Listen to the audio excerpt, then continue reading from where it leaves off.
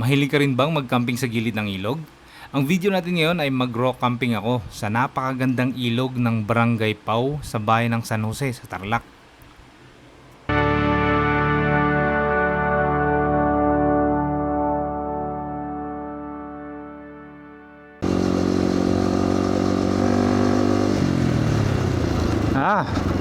Wait lang.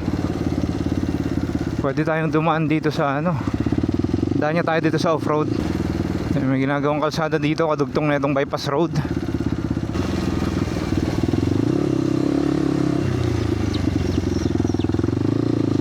Ito na yung dam ng Tarlac City. Yan ang mini dam. Sa taas niyan meron pang main dam din. Diversion dam at tatawag nila doon. So ito yung dam dito sa may baba.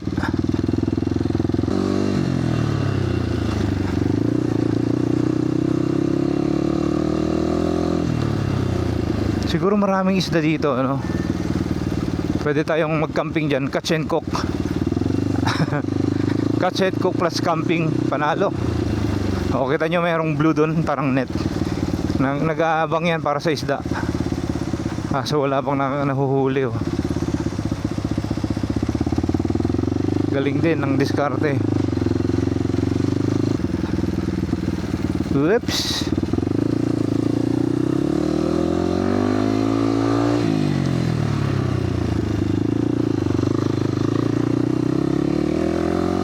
So ito, DK pa rin itong dadaanan natin.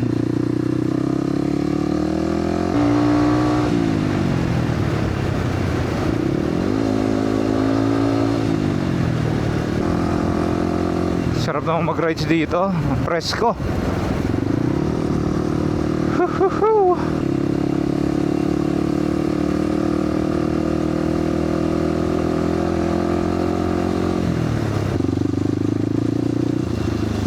Oops.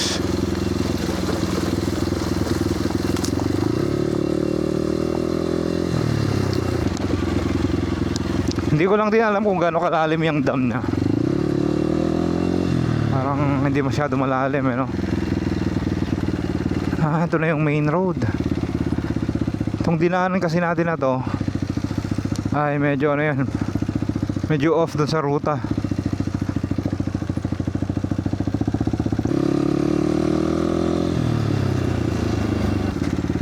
Tarlac Diversion Dam.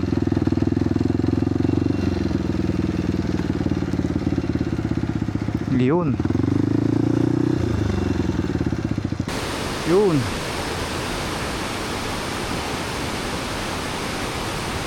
Tarlac Diversion Dam. Yan pa yung pangalan yan. Sa kabila walang naaagos Pag sobrang lakas ng agos ng ilog siguro dun na, pati yun magkakaroon na ng bagsak. May agila naghahunting. Ayan, ang laki. Nag-dive kanina yan Parang wala siyang nakuha. Sira na rin yung diga niya.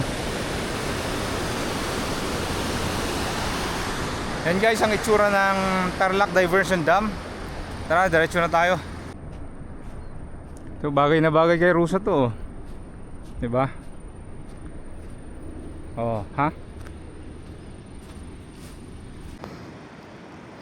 Sarap din sana tumambay dito kaso nga lang walang mga punong kahoy dito sa gilid. Kung nilagyan sana ng mga punong kahoy dito pwede. Tambay-tambay lang.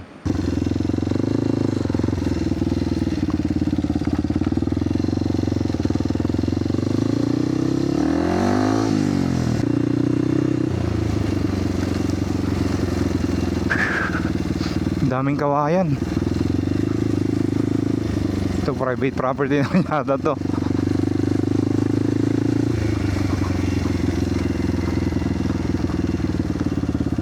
Meron pala daan dito. Shortcut pa tayo, di ba?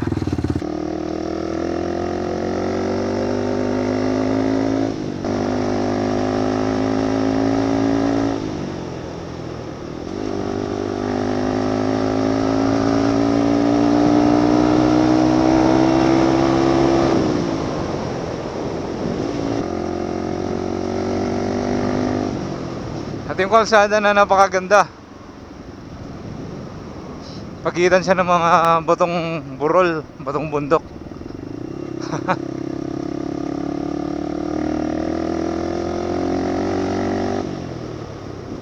Oops!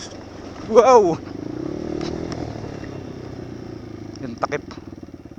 Wait lang. Tumalsik yung takip. Ganda ko, di ba? Mga bato. Sarap kampikan siguro sa taas niyan. Tignan natin kung paano natin didiskartehan to. Ayan, pati yan, no? Tapos may source ng tubig dito sa baba. Ayan, galing sa taas. Maraming hito yan. Daming punong, ang daming kahoy. Yung mga gustong gusto ng hito. Tsaka yung mga crabs, malalaki. Ayan. Siguro maganda yung taas niyan. Paliparan natin ng drone yan.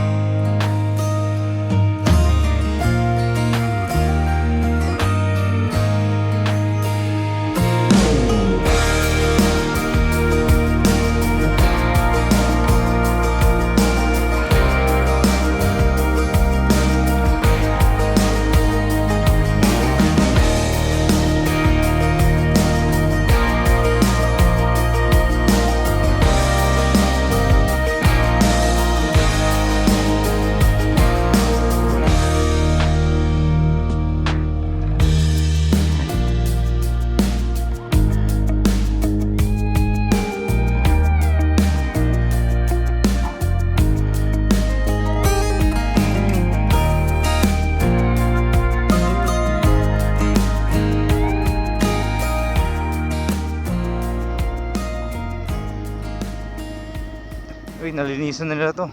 Nung dumaan ako dito nung nakaraang araw, may konting mga nakatambak dito eh. Oh.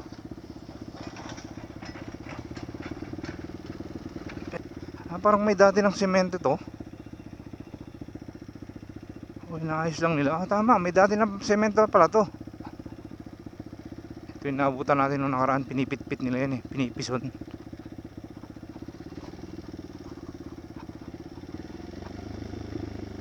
Maganda tong kalsada na to balang araw. Although maiksi siya, maiksi lang yan actually. Pinaikutan lang natin tong bundok na to. Yung kabilang side ng bundok tayo kanina nang galing. Maiksi lang siya pero scenic din. Dadaan lang tayo sa barangay hall nila. Doon tayo magpapaalam. Ang totoo niyan, hindi ko alam kung anong ulamin natin na ito. Paalam muna tayo sa barangay hall.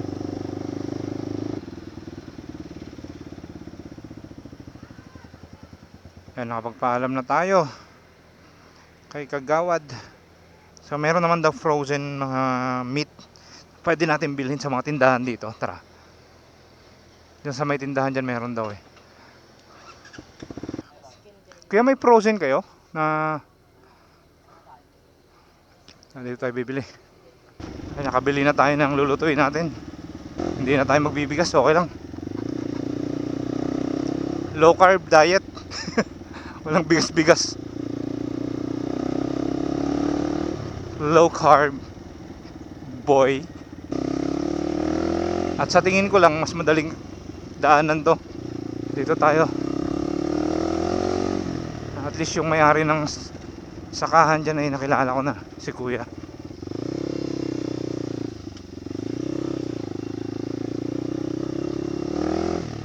Ito yung dinaanan ko nung nakaraan eh, Pilapil.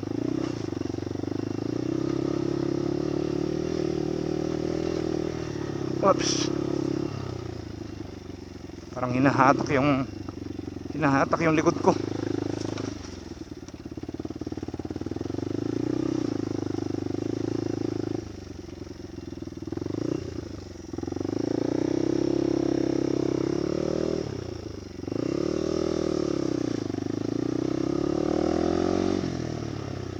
Tanim nila dito, ano ba to?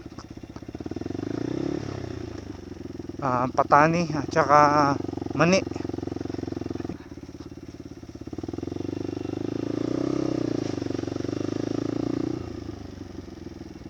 Wait lang ha.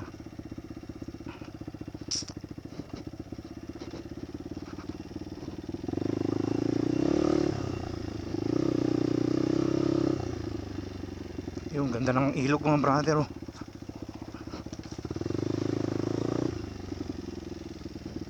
Yun nga lang, wala tayong mapagsasabitan ng hammock dito. Tara, punta tayo sa dating pinuntahan ko nung nakaraan.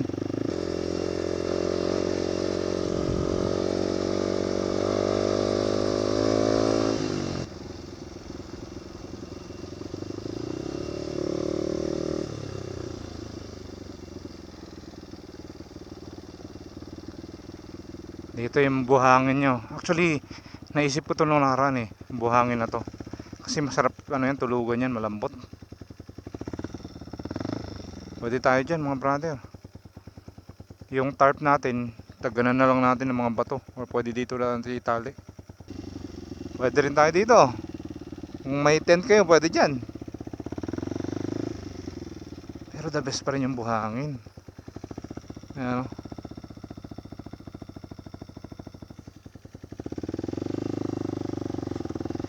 Mga baka dito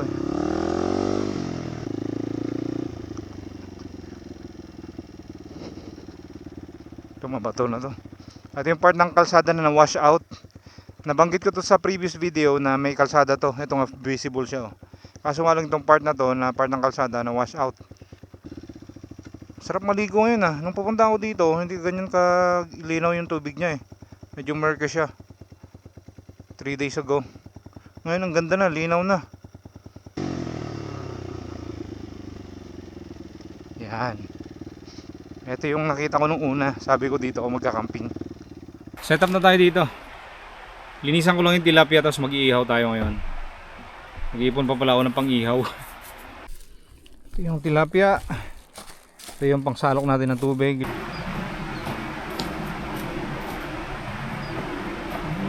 Magluluto na lang ako ngayon para kung mag-decide tayong bumaba dito mag-setup ng higaan mamayang hapon o mamayang gabi ay mas madali na. At least kakain na lang tayo, di ba? Protein lang tayo ngayon, walang bigas, walang kanin. Ayun, bukal. May bukal pala tayo dito. Hindi na tayo mamang problema yan, bukal. Pwede nating hukain yan, yun. Ang agos ng tubig. Tayo maglinis ng tilapia. 2 pirasong tilapia ang titirahin natin mamaya. Malalaki rin to sa to lang. Hasang na lang din naman tatanggalin dito. At saka kaliskis pala, hindi na. Kasi dagdag protection yan sa balat kapag inihaw. Hasang lang kailangan tanggalin. Yan na magtanggal ng hasang. Come on. Ako hindi natanggal lahat. Come on. Sana yung laman loob mo.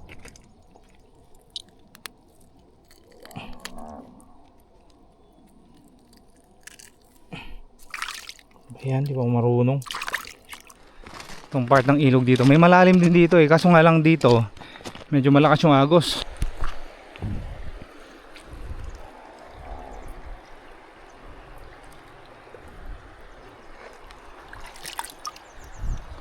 Sablay.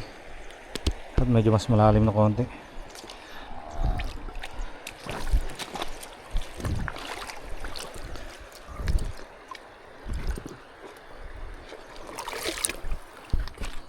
May silbi rin talaga to kapag malayo-layo yung igiban. Para hindi na pabalik-balik. 10 liters nga pala to. Yan. Pero pwede na yung 10 liters na yan. Ha.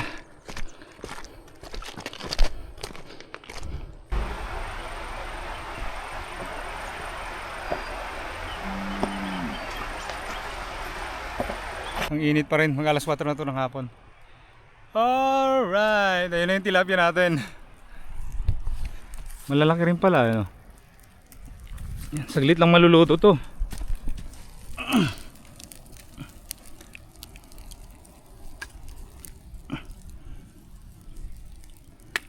Yan. Tamang dikit lang sa apoy, huwag direkta sa apoy. Pero minuto lang yan, luto na yan mga brother. Ay, medyo kumakapal na yung ulap dito. Mag-setup na tayo ng tulugan, ng tarp muna. Para kung sakaling umulan or umambon, hindi tayo mababasa. Sa ilalim pala yung tarp. Ako po. Ba't ba napakadami kong damit na dinala? Dami kong damit na dinala. Actually preparation tong tong mga damit na to sa long rides. Hindi ko na natanggal. So ang sabitan natin ng tarp dito sa motor. Kasi yan lang naman yung puno dito. Kaya yeah, sa motor tayo magtatali. Tapos tali tayo ng peg na lang. Yeah.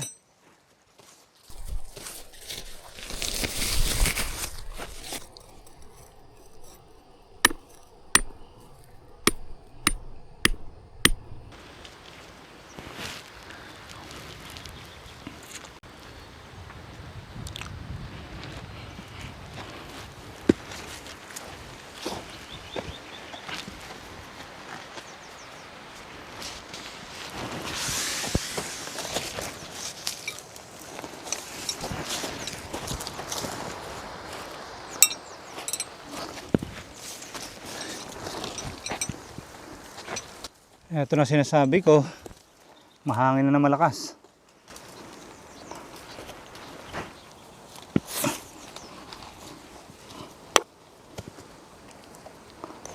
Ito.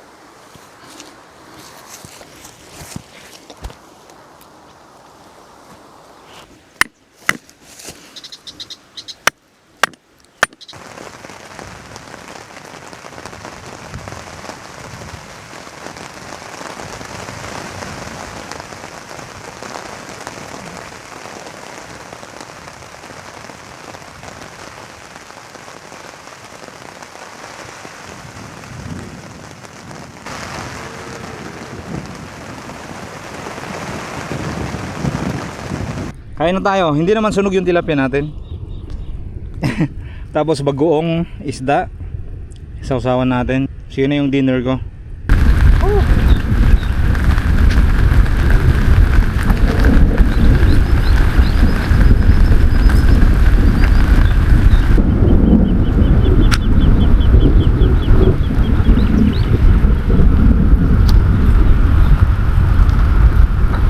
Tapos na tayong kumain. Actually madilim na to. Pero dahil gamit natin si DJI Osmo 360 ay sobrang liwanag pa rin. Dahil sa dedicated na low light settings niya. Yun yung tinatawag na super night. Yun yung pinaka advantage ng 1-inch sensor mga brother.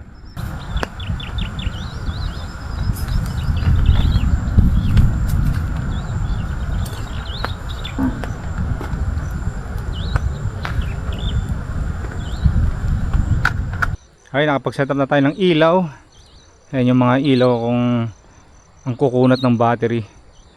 Pangalawang beses ko palang gamitin tong dalawang ilaw na to. Camping light. Ayan, highly recommended yan nga pala. Ang kukunat ng battery nya. Ang luwang ng tent natin, yung tulugan natin. Yun nga lang talagang open. Pinaka the best pa rin talaga kapag nagduduyan ako. Hindi sa lapag.